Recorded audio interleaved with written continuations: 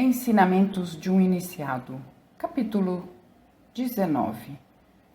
Discurso na colocação da pedra fundamental em Mount Ecclesia. Cristo disse: onde 2 ou 3 estiverem reunidos em meu nome, eu estarei no meio deles. Essa declaração era a expressão da mais profunda sabedoria divina, assim como todos os seus ensinamentos. Ela se apoia sobre uma lei da natureza tão imutável como o próprio Deus. Quando os pensamentos de 2 ou 3 focalizam-se sobre qualquer objeto ou pessoa determinada, gera-se um poderoso pensamento-forma, resultado da bem definida projeção de suas mentes conjuntamente ajustadas para o propósito almejado. Seus efeitos ulteriores dependerão da afinidade entre os pensamentos e a natureza do alvo que os recebe. Pois para gerar uma correspondência vibratória sobre a nota soada por um diapasão, é necessário outro diapasão afinado no mesmo tom. Se forem projetados pensamentos e preces de natureza inferior e egoísta, apenas criaturas inferiores e egoístas responderão a eles. Essa espécie de oração nunca chegará até Cristo, como a água não pode subir montanha acima. Ela gravita em torno de demônios ou elementais, criaturas totalmente indiferentes às sublimes aspirações manifestadas pelos que estão reunidos em nome de Cristo. Estamos aqui reunidos hoje nesse lugar com a finalidade de assentar a pedra fundamental para a construção da sede de uma associação cristã, tão certo como a gravidade atrai uma rocha em direção ao centro da Terra. O fervor de nossas unidas aspirações atrairá a atenção do fundador de nossa fé, o Cristo. Estamos confiantes que Ele está entre nós, com a mesma certeza, na qual diapasões com a mesma afinação vibram em uníssono. Também o Augusto, cabeça da Ordem Rosa Cruz, Christian Rosenkreuz, empresta sua presença nessa solene ocasião, quando a sede da Fraternidade Rosa Cruz está tendo início. O irmão maior inspirador desse movimento está presente e visível, pelo menos para alguns de nós. Somente o número dos presentes nessa maravilhosa ocasião, todos diretamente engajados no projeto, temos como resultado o número perfeito, 12. Isto é, há 3 guias invisíveis que estão além do estágio da humanidade comum e 9 membros da Fraternidade Rosa Cruz. 9 é o número de Adão ou humanidade. Destes 9 membros, 5, número ímpar masculino, são homens e 4, número par feminino, são mulheres. O número 3, relativo aos guias invisíveis, apropriadamente representa a divindade assexuada. O número dos que atenderam ao convite não foi programado pelo orador. Os convites para tomar parte nessa cerimônia foram enviados a muitas pessoas, mas apenas 9 compareceram. E como não acreditamos no acaso, a presença deve ter sido conduzida de acordo com os desígnios de nossos guias invisíveis. Esse sincronismo também revela a força espiritual por trás deste movimento. Como prova evidente desse argumento, observemos a extraordinária expansão dos ensinamentos Rosa Cruzes. Nos últimos anos disseminaram-se por todas as nações da Terra. Despertam aprovação, admiração e amor nos corações das pessoas, das mais variadas classes e condições, especialmente entre os homens. Enfatizamos isso por ser um fato notável. Todas as outras organizações religiosas compõem-se majoritariamente por mulheres. Entretanto, os homens são maioria entre os membros da Fraternidade Rosa Cruz. Também é significativo que os membros da área médica sejam mais numerosos em relação às demais profissões. E em seguida encontram-se os ministros das igrejas. Isso demonstra a crescente conscientização da estreita relação entre o desenvolvimento espiritual e saúde. A fraqueza do corpo reflete a fraqueza da alma. Muitos estão se esforçando para compreender essas relações e, assim, garantir melhor assistência aos enfermos. Demonstra que os orientadores espirituais, cuja tarefa consiste em zelar pela saúde das almas, estão também empenhados em socorrer mentes exigentes e inquiridoras. Dessa forma podem recuperar o vigor da fé, por vezes já muito empobrecida, das mentes inquietas que anseiam por explicações consistentes sobre os mistérios espirituais. Com a razão satisfeita, reafirmam seus laços com a Igreja. Explicações não sustentadas pela razão, que apelam para máximas inquestionáveis e dogmas inflexíveis, abrem totalmente as comportas para o mar agitado do ceticismo. Afastam aqueles que procuram a luz por meio do porto seguro da Igreja. Lamentavelmente, arrasta-os para a escuridão do desespero materialista. A Fraternidade Rosa Cruz recebeu o abençoado privilégio de poder atender às necessidades dos irmãos que buscam sinceramente a verdade.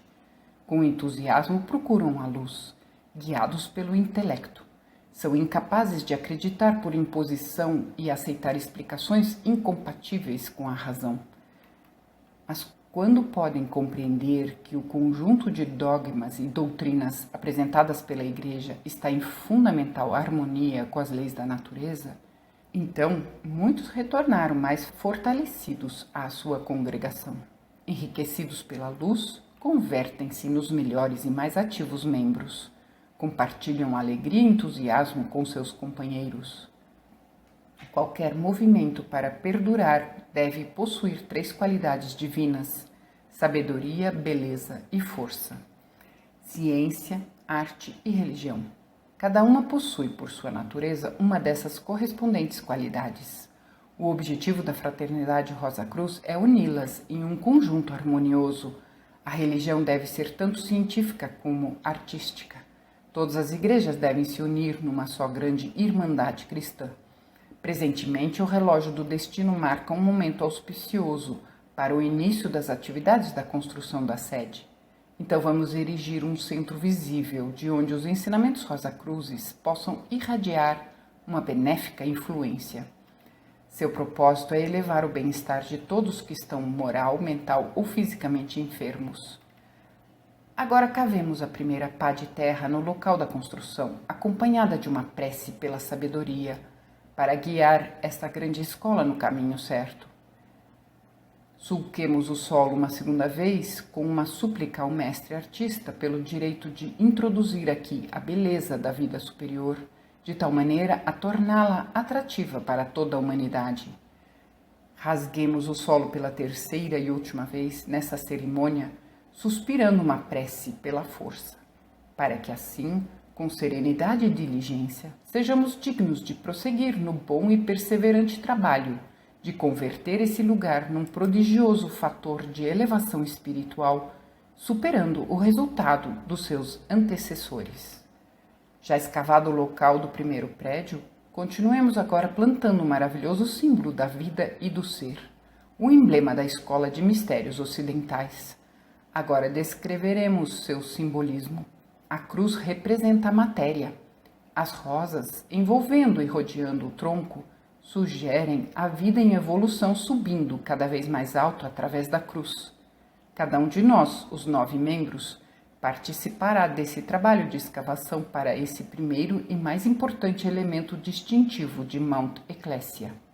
Vamos fixá-lo numa posição onde os braços apontem um para leste, outro para oeste, enquanto o sol meridional projeta-o inteiramente em direção ao norte.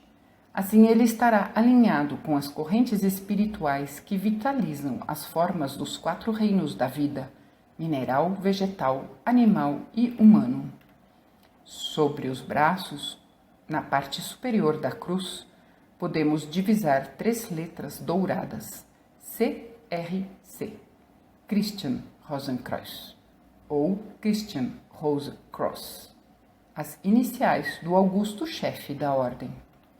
O simbolismo da cruz está parcialmente elucidado aqui, como também em nossa literatura, mas seriam necessários volumes para dar uma explicação completa. Vamos lançar o olhar para adiante. Vejamos o significado da lição oferecida por este maravilhoso emblema. Quando vivíamos na densa atmosfera aquosa da antiga Atlântida, Estávamos submetidos a leis completamente diferentes das que vigoram hoje. Quando deixávamos o corpo, não o percebíamos, pois nossa consciência estava mais focalizada no mundo espiritual do que nas densas condições da matéria. Nossa vida não sofria quebras de continuidade. Não percebíamos nem o nascimento, nem a morte. Ao emergirmos para as condições aéreas da época ária, o mundo atual, nossa consciência do mundo espiritual desvaneceu-se e a percepção da forma tornou-se mais proeminente. Teve início uma existência dupla, cada fase bem delimitada e diferenciada. O nascimento e a morte demarcavam seus limites. Numa época, o espírito vivia em liberdade no reino celestial. Na outra, encontrava-se aprisionado no corpo terrestre. Essa etapa pode ser considerada como a morte virtual do espírito. Assim está também simbolizado na mitologia grega, nas figuras de Castor e Pólux, os gêmeos celestiais. Já foi elucidado em diversos pontos de nossa literatura como o espírito livre ficou emaranhado na matéria pelas maquinações dos espíritos lucíferos. Cristo classificou-os de falsas luzes. Isso ocorreu na ígnea Lemúria. Portanto, Lúcifer pode ser chamado o gênio da Lemúria. Os efeitos da intervenção dos anjos lucíferos ganharam maior transparência na época de Noé, abrangendo o final da época Atlante e o início da presente época ária. O arco-íris não podia ganhar forma sob as condições atmosféricas da Lemúria. Entretanto, inaugurou o céu cristalino da época de Noé, coloriu o fundo azul e elevou-se acima das nuvens. Imprimiu nas alturas uma inscrição mística, proclamando o início dos ciclos alternantes, enchente e vazante, verão e inverno, nascimento e morte. Durante a vigência desta era, o espírito perdeu sua ampla liberdade e devia permanecer confinado num corpo mortal. Agora os corpos são gerados sob influência da paixão satânica engendrada por Lúcifer. O espírito empreende repetidas tentativas de regresso à casa paterna, no anseio de permanecer no seu verdadeiro lar celestial. Mas é frustrado pela lei dos ciclos alternantes, pois, ao livrar-se de um corpo pela morte, será novamente conduzido ao renascimento, quando o ciclo se completar. Engano e ilusão não podem perdurar eternamente.